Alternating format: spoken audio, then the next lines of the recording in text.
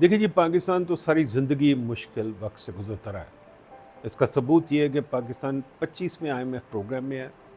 हमेशा ही IMF programme में रहे हैं। हम कभी उससे बाहर निकले ही नहीं। अब इस हद तक हालत चली गई है कि हम सब चाहते हैं कि आईएमएफ से हम इजाज़त लें। इस जैसे बच्चे स्कूल में थे, please sir may I go to the bathroom, ये वो वाली हालत हो गई अब हमारी। हमारी हुकूमत ने बिल्कुल हथियार फेंक दिए हैं। खैर पहले थे भी कोई नहीं। दूसरी ये चीज़ है कि हमारी हुकूमत को हम कभी देखते नहीं कि हम किसको इलेक्ट कर रहे हैं। ना वो मौका देते हैं हमें। वही फैमिलीज़ बार-बार आई जाती हैं, वही लोग आई जाते हैं, नए बंदे कोई आते नहीं हैं। और आपके एक पैट्रनेज कल्चर चल रहा है आपके गाँव में, आपके देहात में, आपके शहरों में कि जी मैंने बंदे को इलेक्ट करना है, क्यों? क्योंकि मेरा बंदा मेरी बरादरी का है, ये मुझे ये कर देगा। तो जब तक आप इससे नहीं निकलेंगे, जब तक आप अच्छे बंदे नहीं लेके आएँगे, तीसरी चीज़ जो हमारे कल्चर में है, हमारे स्टूडेंट्स में है, हमारे असातिज़ा में, हमारे सब जगह बच्चों में भी है कि मैंने मेहनत नहीं करनी। मुझे डिग्री दे दो, जाली डिग्री दे दो, मैं खुश हूँ। फिर कह वही चीज़ लेके हुकूमत में चल जाते हैं कि मेरा कोई एमएनए मुझे हुकूमत में लगा देगा, फिर मैं सारी ज़िंदगी कुछ नहीं करूँगा। फिर उसके बाद जजेस भी हैं, जजेस भी कहते हैं सरकारी नौकरी इनकी पक्की है, इनको बस कुछ ना करो, सारी ज़िंदगी कुछ ना करो। हमें चाहिए एलन मस्क या ट्रंप, जो आके यहाँ सरकारी नौकरी को तबाह करे, जो आके यहाँ सारे सरकारी इदारों को तबाह करे, क्योंकि ये सरकारी मुलाजिम हैं 3 मिलियन पूरी हुकूमत में, फेडरल, प्रोविंशियल सब जगह, ये पूरे मुल्क को पीछे रखा हुआ है इन्होंने। इनको आपको चेंज करना का, पर फिर ये भी है कि हमारा अपना कल्चर चेंज होने की ज़रूरत है। हमें एक्सेप्ट करना है कि दुनिया के जो कॉल हैं हम उनके साथ चलेंगे। हमें एक्सेप्ट करना है कि कुरान में भी लिखा हुआ है कि भाई नमाज टाइम पे पढ़ो। हम कोई काम टाइम पे नहीं करते। कुरान में भी लिखा हुआ है मेहनत करो, नमाज मेहनत के साथ साथ है। हम नमाज की छुट्टी लेकर 2-2 3-3 घंटे ज़ाया कर देते हैं। ये लिखा हुआ है कि असल इबादत काम है और असल इबादत लर्निंग है, कर सीखना कुछ, वो हम भूल जाते हैं। तो ये सब बातें हमें चेंज करने की ज़रूरत है।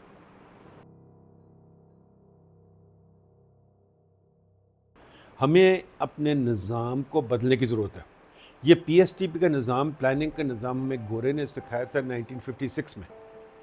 अब 60 साल गुज़र गए या 70 साल गुज़र गए। 70 साल के बाद हमें इसको रिविज़िट करना चाहिए, इसको चेंज करना चाहिए। इस पे मैंने किताबें भी लिखी हुई हैं कि भाईजान आप इस निज़ाम को बदलें, पीएसटीपी ख़त्म कर दें। पीएसटीपी में पॉलिटिशियन घुस गया है, पॉलिटिशियन वो प्रोजेक्ट्स लगाते हैं जो किसी काम के नहीं होते। जो गोरे ने सिखाया था हमें, वो हम भूल गए। उसने कहा था हर प्रोजेक्ट की कॉस्ट बेनिफिट इवैल्यूएशन करो, बताएं लोगों को फ़ायदा क्या होता है और आपको नुकसान क्या है और उसका खर्चा कितना होगा। हमने वो छोड़ दिया काम। हमने कहा पॉलिटिशियन ने कहा तो करो, प्राइम मिनिस्टर ने कहा तो ये करो। गोरे ने ये भी सिखाया था प्रोजेक्ट का आप कर्जा लेते हैं तो उसकी प्लानिंग करें, वापस कैसे देंगे, वो हम वापस नहीं करने की प्लानिंग करते। ये भी हमें सिखाया था अगर आप कोई चीज़ बनाते हैं तो उसको यूज़ करके उसमें से पैसे वापस लें, वो भी नहीं हम करते। तो ये पूरा निज़ाम एक बिगड़ चुका है, ख़राब हो चुका है, इसको चेंज करने की ज़रूरत, समझने की ज़रूरत है। पर ये बहुत बड़ी चीज़ है कि हमारा सारा निज़ाम टूटा हुआ है। वही डिप्टी कमिश्नर गोरे के ज़माने का चला आ रहा है, वही पटवारी टोडरमल के ज़माने का चला आ रहा है, वही जज साहब प्रोटोकॉल वाले चले आ रहे हैं। यार हम मॉडर्निटी में आ जाए, वही फीते वाली फाइलें चल रही हैं। आप मैं बात कर रहे हैं सेलफोन पे, पर ये फीते वाली फाइलें चला रहे हैं। क्यों नहीं इलेक्ट्रॉनिक चीज़ें हो सकती? क्यों नहीं इलेक्ट्रॉनिक सब कुछ हो सकता? क्यों नहीं मेरा टाइटल इलेक्ट्रॉनिक पड़ा है?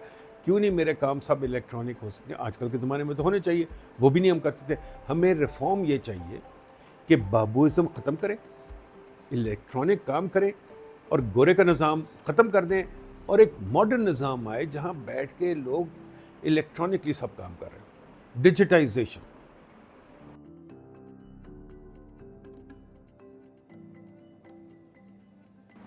देखिए जी, कानून क्या होता है? कानून को समझने की ज़रूरत है। हम सोचते हैं कानून सिर्फ ये है कि मेरे ऊपर जो लगता है किसी और पे ना लगे, ठीक है? कानून सब पे एक बराबर लगता है और कानून ऐसा होता है जो मेरे आपके फ़ायदे में हो। अब ये जब मेरी सड़क बंद कर देते हैं, मैं जा रहा हूँ फॉर एग्ज़ाम्पल हॉस्पिटल या किसी काम से जा रहा हूँ, आगे से मेरी सड़क बंद हो गई, ये भी तो कानून के खिलाफ है ना? वो कहते हैं सिक्योरिटी वजह से हमने बंद कर दी। भाई क्यों बंद की? और अगर बंद की तो मुझे मुतबादल रास्ता बताओ, ये तो नहीं कि मैं ढूंढता फिर रहा हूँ, ठीक है? जब भी कोई सड़क अव्वल तो सड़क सिविलाइज मुल्कों में बंद नहीं होती, बंद होती है कोई रिपेयर वगैरह कुछ, तो वो आपको बताते हैं ये मुतबादल रास्ता, वो भी नहीं बताते। फिर ये कहते हैं कि जी आपके लिए लॉ है, हमारे लिए नहीं। मैं दंदनाता फिरूंगा अपनी गाड़ियों में, मेरे ऊपर लॉ कोई अप्लाई नहीं होगी, मैं सारे क्यूज़ तोड़ के निकल जाऊंगा, मैं वीआईपी इंक्लोजर बना लूँगा। तो I am sorry, rule of law नहीं ऐसे होता। रूल ऑफ लॉ का जो पहली चीज़ है वो ये है, पहला रूल ऑफ लॉ बादशाह पे लगता है, पहला rule of law state official पे लगता है। अगर उसके ऊपर नहीं लगता तो फिर हमारे ऊपर भी लग सकता। इस मुल्क में सबसे बड़ा प्रॉब्लम यह है कि आपके स्टेट ऑफिशियल जब भाग जाते हैं लॉ ऑब्जर्व करने से, तो फिर बाकी कहते हैं मैं भी क्यों ना करूं, फिर मैं भी तोड़ता हूं। जब आप सारा मेरा रास्ता ब्लॉक कर देंगे, मैं वन वे तोड़ूंगा और लोग भी तोड़ेंगे। तो रूल ऑफ लॉ तब होगा अगर स्टेट अपने ऊपर रूल ऑफ लॉ लागू करे। अगर लागू नहीं कर सकती, उसकी वो सीट 1 सीट उसकी अपनी बुकड होती है फ्रंट सीट, और मैं नहीं बैठ सकता उस पर, तो गलत बात है। ये होगा तो फिर रूल ऑफ लॉ कोई नहीं। मैं एक दफ़ा बैठा जहाज़ पे, मेरा टिकट फर्स्ट क्लास का था, मैंने नहीं, किसी ने मुझे लेके दिया था, खैर था। मैं उसमें बैठा तो मैंने कहा जी मुझे फ्रंट सीट पे, उसने कहा नहीं मिल सकती। जब मैं बैठा सेकंड सीट पे तो मैं सो गया, बड़ी दूर से आ रहा था। मैं जब उठा तो मैंने देखा सामने वाली 2 सीटें खाली हैं, मिनिस्टर साहब बैठे। मैंने शोर डाल दिया, मैंने कहा मिनिस्टर साहब क्यों यहाँ बैठे? मुझे चुप चुप चुप, मिनिस्टर साहब बैठे। मैंने कहा बात सुने, मैंने तो पैसे दिए, मिनिस्टर ने तो पैसे नहीं दिए हुए, आप मुझे क्यों बिठा रहे पीछे? और उसके साथ की 2 सीटें खाली क्यों रखी हुई हैं? आपने मुझे वहाँ दे सकते थे। किसी को बात नहीं समझ आई। तो रूल ऑफ लॉ टूट गया कि नहीं टूट गया? मैं तो पैसे दे के बैठा हूँ भाई, मेरी सीट खरीदी हुई थी फर्स्ट क्लास की किसी ने मेरे लिए, पर मैंने तो दिए हुए थे पैसे, चाहे किसी ने दिए थे, डजेंट मैटर, मुझे एक डोनर ने दिए थे, मैं बैठा हुआ था वहाँ। अब क्यों वहाँ बैठ रहा है वो? आपने रूल ऑफ लॉ तोड़ दिया। तो रूल ऑफ लॉ एक बड़ी समझने वाली बात है। ये नहीं कि रूल ऑफ लॉ हमारे लिए क्या, वीआईपीज़ के लिए क्या, फिर there is no rule of law, फिर हम सब सोचेंगे कैसे हम तोड़ें।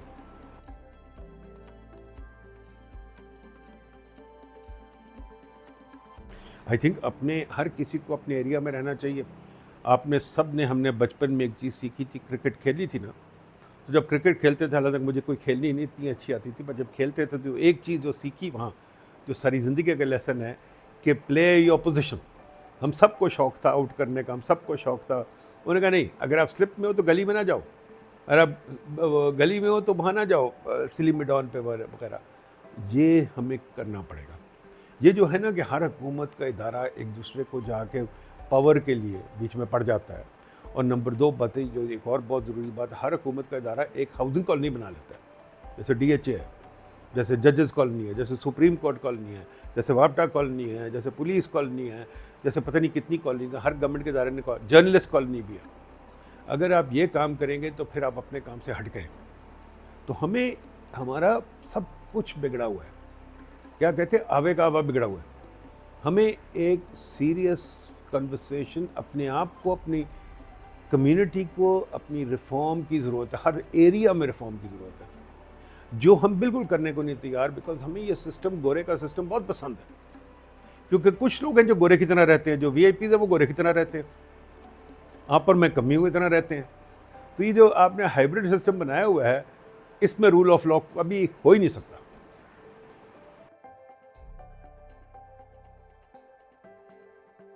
देखिए जी, बात सिंपल सी है कि पहली चीज़ तो हमारे पास लोकल गवर्नमेंट कोई नहीं, पर मैं लोकल गवर्नमेंट भी नहीं चाहता, क्योंकि लोकल गवर्नमेंट में अब ये तमाशा है कि वो लोकल गवर्नमेंट बनाते हैं, डीसी को वही रखते हैं। अगर लोकल गवर्नमेंट बनाती है फिर डीसी शीसी कोई नहीं है। ये जो हमारी सिविल सर्विस है, पीएएस, ये एक फेडरल सिविल सर्विस है, फिर लोकल सर्विस अलग होनी चाहिए और प्रोविंशियल अलग, तीनों सर्विसेज अलग होनी चाहिए। नंबर 2, पॉलिटिशियंस के बच्चे चाहते हैं वो लोकल गवर्नमेंट के बादशाह बन जाएं, ये भी गलत बात है। अगर आपने लोकल गवर्नमेंट लेके आनी है तो फिर ऐसी इलेक्शन सिस्टम होना पड़ेगा कि ये नहीं कि पॉलिटिशियंस के बच्चे आ जाए, फिर कोई और सिस्टम बनाना पड़ेगा। आई थिंक इलेक्शन सिस्टम पे भी बड़े गौर करना है। इलेक्शन सिस्टम दुनिया में बहुत से मौजूद है, एक सिस्टम नहीं है जो हमने रखा हुआ है कि बस वोटें दे दो भूल जाओ।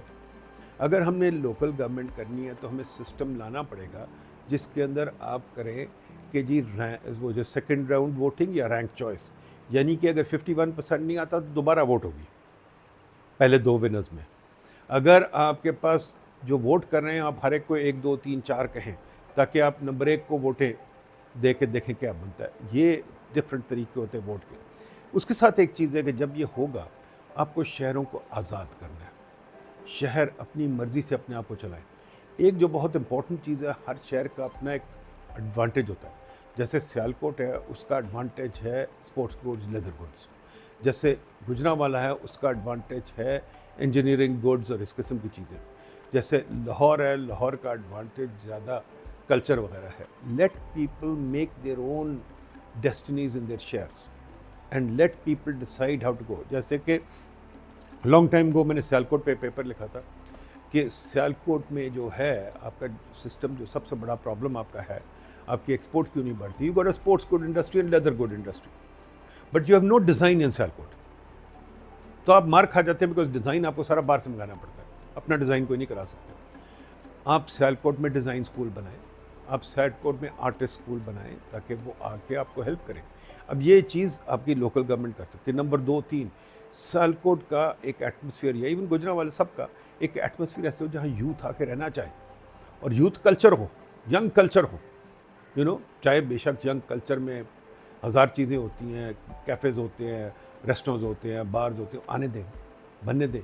फिर ये है कि यूथफुल सिटी जो उनकी होती है उनमें फ्लैट्स होते हैं। वो फ्लैट्स हाई राइज बिल्डिंग में होते हैं, पैदल चलते हैं लोग, गाड़ियाँ नहीं चलती। तो ये सब चीज़ें हैं जिस पे हमें सोचना चाहिए, जिस पे बहुत मैंने लिखा हुआ है। द प्रॉब्लम इज़ कि आपकी सिविल सर्विस, उनके बीच में घर हैं, हर शहरों में उनके माशाल्लाह बड़े बड़े घर हैं। वो हर शहरों में उन्होंने वो गोरे बन गए हैं, उन्होंने गोरों के घर संभाले हुए हैं, उन्होंने गोरे से आगे चले गए हैं, उन्होंने सरकारी गाड़ियाँ ले ली हैं। अब वो कहते हैं ये गाड़ी भी हमारे पास हैं, ये घर भी हैं, हम इसको क्यों आज़ाद करें। हम आज़ाद करेंगे तो हमें जाके फ्लैट्स में रहना पड़ेगा, वो नहीं आज़ाद करना चाहते।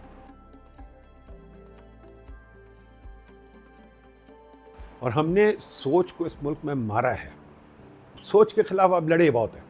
हमने जो हमारे थिंकर्स थे उनको जेल में डाला है, कुछ को मारा है।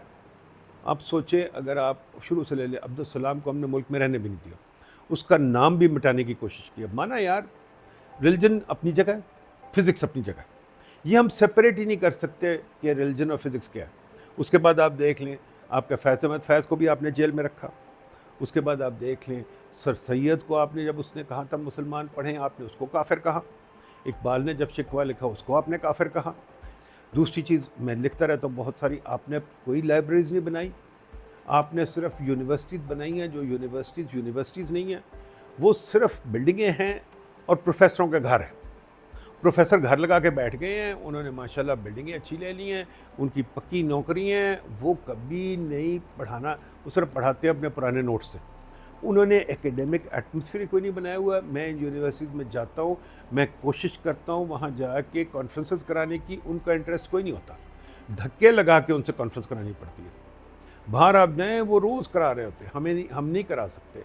नंबर 2, वो प्रोफेसरान, जैसे परवेज़ हुतबॉय भी कहता है, सब कहते हैं, वो क्या कर रहे हैं, प्लेजरिज्म कर रहे हैं और वो काम नहीं कर रहे। हमारा कल्चर ये है कि जो बड़े लोग हैं वो अपने घर में किताबें भी नहीं रखते, वो पढ़ते भी नहीं हैं। अगर आप देखें, बिल गेट्स, ओबामा, सब लोग अपनी किताबों की लिस्ट लगाते हैं हर 6 महीने, मैंने ये किताबें पढ़ी हैं। हमारे उमरा नहीं पढ़ते, हमारे बड़े लोग नहीं पढ़ते, और अगर वो पढ़ते भी हैं तो इतने गरूर में आ जाते हैं, उनको समझ नहीं आती क्या बात करें, वो डिबेट नहीं कर सकते। We need to bring in 2 or 3 things into our culture. One is learning, the other is debate, and we need to understand debate means difference of opinion. ये नहीं कि मैं आपको मारूंगा, आप मेरी बात माने, आप मुझे मारेंगे कि मेरी बात माने। ये चीज़ ख़त्म होनी चाहिए और हमें लर्निंग को तरजीह देनी चाहिए। क्रिटिकल थिंकिंग क्या होती है? मैं एक चीज़ अपने पहलू से देखूंगा, आप अपने पहलू से देखेंगे। हमारे हर किसी के देखने के पहलू बहुत मुख्तलिफ होते हैं, जब हम उनको कंबाइन करते हैं हम नॉलेज बनाते हैं। ये हमारे कल्चर में चीज़ें आनी पड़ेंगी, और इस्लाम का तो तसव्वुफ़ है, उसको रिवाइव करना पड़ेगा। तसव्वुफ़ क्या है कि हम इस्लाम की जो टीचिंग्स हैं, सब कुछ है, उनको हम समझते थे, उनका फ़लसफ़ा समझते थे, उनके पीछे जाते थे। अब मौलवी ने कहा ये नहीं हो सकता, बस एक ही इंटरप्रिटेशन होगी, वो गलत बात है। We have to have more knowledge and more तसव्वुफ़ and more learning and more understanding of science.